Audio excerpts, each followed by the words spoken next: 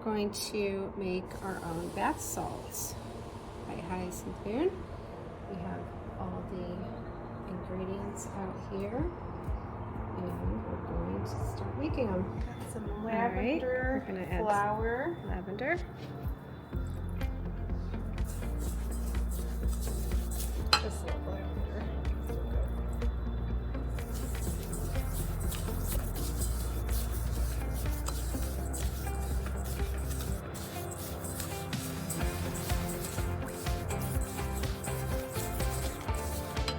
More lavender.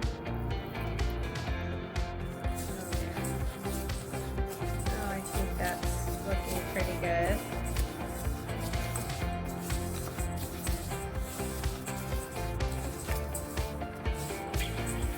I think that one is good to go.